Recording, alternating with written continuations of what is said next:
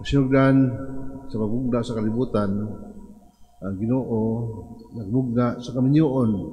Diyan ang lalaki biya sa ginikanan, magtipon sa babae, ang babae biya sa ginikanan, o magtipon sa lalaki, silang doon mahimong usa. O sila gibalaan sa Dios diya sa kaminyoon. O pagsanay, o pagpaila, nga ang kaminyoon, mauna ang pagsaksi sa gugma sa Dios alang sa katawhan. Sa New Testament, ang kaminyoon, sumala sa Ebanghelyo San Juan, ang kaminyoon mo ang pagsaksi sa gugma ni Kristo sa iyang simbahan. Muna, mingon si Kristo, paghigugma ay kamo, sama sa ang paghigugma kaninyo. Kini nga punto mo nang ingon niya, New Commandment, ang bagong sugo.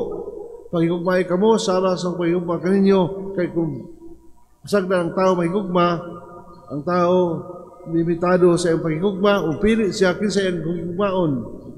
Sa dihang mingon si Jesus nga, sama sa pagigugma kaninyo, sabot ang kaminyoon, mulungtad, mo ang pagsaksi sa gugma ni Kristo nga malungtaron, gugma si Kristo ka, no matter how unfaithful we are to Him.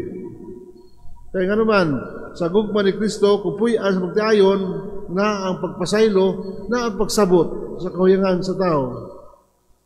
Na ang sa kanamang pagbuhat sa kalibutan, gibugna sa Dios ang kaminyoon, giusa niya ang duha ka tawo nga unsay ang giusa, walay gahom ang tao sa pagbulag niini. The question on divorce. Diyang pangutana, ang ipagbitik ang Isos kanang sumala sa balaod, kanang itugot sa balaod nga pwede makigbulag ang bana sa asawa sa bisang unsa nga rason o hinungdan.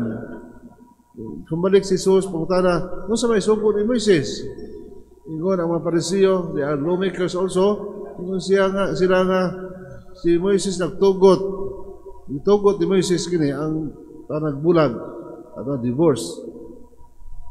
Kay gahi makamog ulo, unruly ang mga Israelita, na di na makapugong si Moises, kung sa just allow it. So, yung nga kahimtang tungkol sa gahi sa tao, marag itungkot na lang ni Moises nga pwede. Pero nasinugdan ni Jesus, hindi na mao. Kaya gitungkod sa Dios ang kaminyoon nga balaan, unya walay gahom sa yuta nga makahimo pagbulag niini. So, yung nga natunaon, doon lang kanasod ang walay divorce. Ang Pilipinas o ang Vatican City, Vatican State. Nya, unsa man kining divorce, kining from the word, Latin word, divortare, meaning to separate, bulagon. Muna, it seems that this is the only solution for couples to end their marriage. They cannot solve their marital problems. Ingon na karon kay ang panahon karon at naon influensya ang komersyalismo din kanang gitawag na ay throwaway culture. Human gamit ilabay. Kung ito na nga, turo kabuan, di ganahan sa atong gadget, pulihan o bag-o. Sample mga smartphones. O sa maniya nga mga bag-o, pulihan, di tamulungtad ni anak. Natakdan ang relasyon sa kaminyoon, nga di tamulungtad.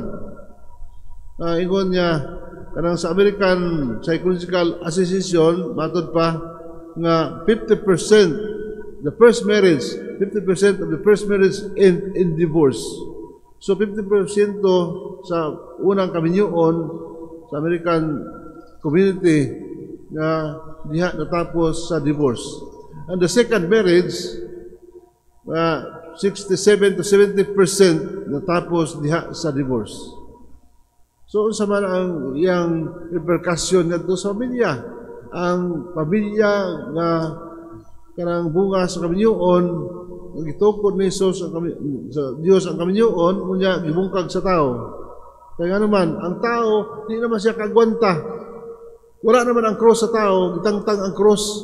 Samtang Ginoo, nagpasan, nagparansang sa cross, aron kita maluwas, nag-antos siya, sakripisyo, pero sa kaminyoon, karon tungod kay ang tao di siya gusto mag-antos. Tangtang kining cross, busa ang mga problema, matapos, ang mga di maresolba nga problema sa magtiayon tapuson diya sa panagbulag. Inguna ana ang tao karon. Wala na ng mga sakripisyo.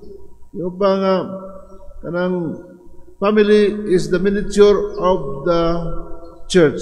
Mabitang ingon si President Gloria Arroyo, kanito, ang matatag na pamilya ay matatag na republika. Kung maayo ang pamilya, maayo ang production ini diha sa lihok sa katilingban, kay maayo man pagkaumol ang mga kabataan diha sa pamilya uban sa may hugmaong ginikanan.